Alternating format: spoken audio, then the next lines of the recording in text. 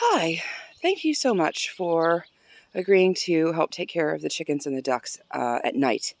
Um, I'm filming this video for you during the day because it's a little bit hard to see at night. So I'm going to go through everything and it'll be easy. All right, thank you. Okay, so this is the chicken house. For reference, this is the house, so you can see where we are. So this is the chicken house. Now you'll see that there are these bales of straw. Normally, when it's dark, well, getting on dark, darkish, dusk. By the time you get here, the chickens are all already inside the chicken house. But we've got 3 ducks, and they like to stay up late, and they like to camp out on those bales. So it's very easy to get the ducks in. You just kind of like walk toward them a little bit, and then they make this little noise that goes, they're not the kind of ducks that quack. It's kind of funny, actually. If you get a chance to see it, it'll totally make you laugh. And then they'll start to get antsy. As they start to get antsy, then just kind of like back off a little bit and just like let them figure themselves out because they know the routine. So, but as you like get closer to them, they're going to hop off the bales, and then just don't run up on them too fast, because if you do, then they'll start running that way or that way, and they'll start getting like all confused, and it just makes your work harder. So the gate right now is closed because it's morning and I haven't closed it yet. I haven't opened it yet, but this gate will be open all day, and the ducks, as you like kind of approach them and they do their little dance, then they'll put themselves inside the gate. I'm going to open up the gate so you can see. This is like how I want the gate to look at night. I just tie it with a piece of baling twine just to secure it, because the gate is not very, it's not held on really hardly at all anymore. It's kind of broken. But if you just like, excuse me, or like kind of lift it up, it'll be leaning against that pole, and it'll stay there pretty good. So if you just like pick it up and put it back into place, then you can close it and then just tie it, and it'll stay pretty good. Anyway, so back to the ducks. So as the ducks start going into the gate, then sometimes they kind of like run over by those bales. But just like chill out, let them figure their thing out, and you might have to like kind of circle them around. And eventually they'll figure out to go into the door. Just give them a little space, give them a little time, and they'll get there on their own. It won't be a problem. These days, since it's getting hotter, I tend to leave the hatches open, so I'm just going to do that. When the ducks are in, you can close the gate and tie it back. Now, I have a scoop full of chicken feed because inside I have, we have some juvenile birds and meat birds that can't be in with the, this is the door. They can't be in with the others because they'll get pecked. So I'm just going to open the latch. This is what I see in the morning time. Ugh. I see ducks and chickens. All right. And up here on the top, you see these like carabiners. This is like the mechanism to lift the door. So this morning, I'm going to grab the carabiner that's attached to the white pipe, and I'm going to yank on it. And this will open the door so you can see when you lower it, it will lower the door. This is always secured on the wall. There's a little hook. So in the evening, just unhook it and it'll go. The juveniles, this is an example of one of the juveniles. She's one of the laying birds. She's getting bigger. And she likes to roost here. Sometimes in the morning she ends up on the floor. These are all of our little ones and our meat birds, which are not so little anymore. So at night, because they eat, they're growing. So I make sure that they have more access to food. So both in the morning and the night, I put food in their bowl, and I make sure that they have enough water. That's their little fountain. To move this gate, it's very similar to the other gate. Let me put this down. You just lift it up. It's not really attached to anything. And you just kind of move it until you've got enough space to come into the area. Very simple, not very high tech.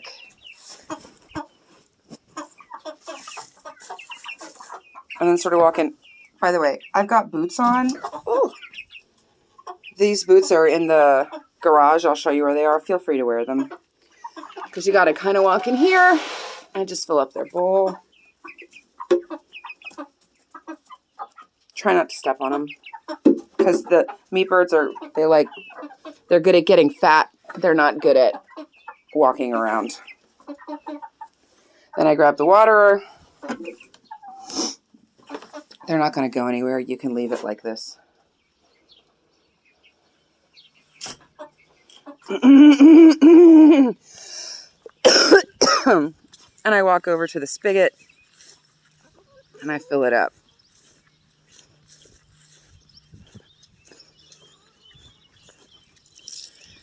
If you've never seen a chicken fountain like this, I'm sure you can figure out the design. This little green piece is like a screw on. So you just have to screw it off and then it works like a jar. And turn it right side up or upside down and fill it up and then put the green back on. So I'm going to put this down while I fill it up. And have a nice look at the sky.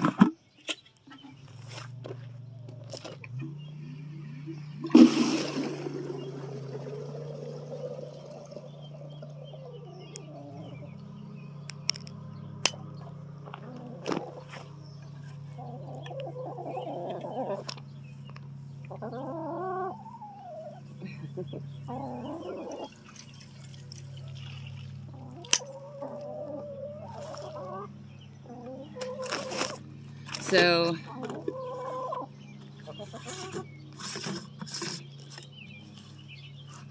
just screw it on and make sure that it's on tight, because it'll come apart if it's not. You can see these are the ducks. Maybe I'll be able to go over and get them to make a noise. Hang on.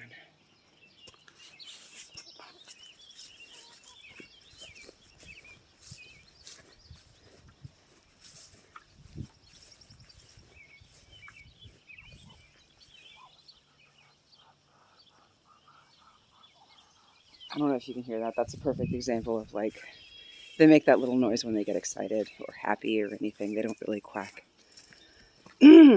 So now we come back in the chicken house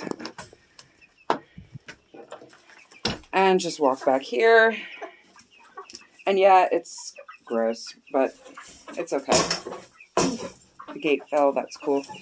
And now it's just a matter of like really fast, flip it over. Move it over so they can get it without having to jump up on the platform. And they're happy as can be. These are the laying boxes for the chickens. Feel free, that's Blondie.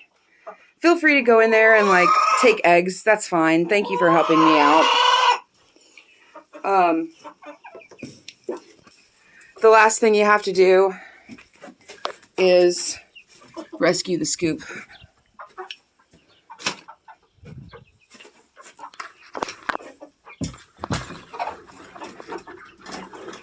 Just kind of put the gate back like that. It kind of gets like the prongs kind of stick through the chicken wire. And I didn't bring it out with me, but I'll show you right now when I show you where the scoop is going to go. There's a light, like a headlamp in there. If you press the on button 4 times, it's the brightest. And I just come in and do a head count. There's 8 chickens. 2 of them kind of want to hide out in the nesting boxes, they tend to. So I just shine the light, kind of like, and count them all, you know? Just count 8 chickens and 3 ducks, just so I can make sure that everybody is where they need to be. That's Blondie checking out the juveniles. You can also sing them a lullaby if you want. I do that, but it's not required. Yeah. So that's kind of the basics. You can leave those hatches open at night. Then grab the feeding scoop because the person who's helping me in the morning is going to need it. If that's you, thank you very much. And lock this back up. Really important. See, these are examples of the ducks sitting on the bales. I can't help it. They're ugly, but they're cute. And then, again, close the gate. And then I just walk back here. And we've got a feed bowl for the chickens that is tied down with a carabiner because the neighbor's dog, who is totally freaking precious, carries the bowls off. But you can just undo the carabiner and pick up the bowl and put it back in the garage. I am not going to do that right now because it's morning and the chickens want to eat. But that's that. That's the duck tub. It's also a source of water. You can just leave it there. It gets refreshed in the morning. Then walk up to the door. And here's what it looks like inside the garage. This is a feed bag. And this is a feed bag. I just put the scoop in the feed bag. And then you can take the boots off. If you had the boots, because the boots sit right here. And that's basically it. So again, thank you very much for taking care of the chickens and ducks while we're gone. I really appreciate it. If there's anything that you need, you can call me or text me at 815-519-6685. And if there's anything I can do for you, let me know. Take care. Bye.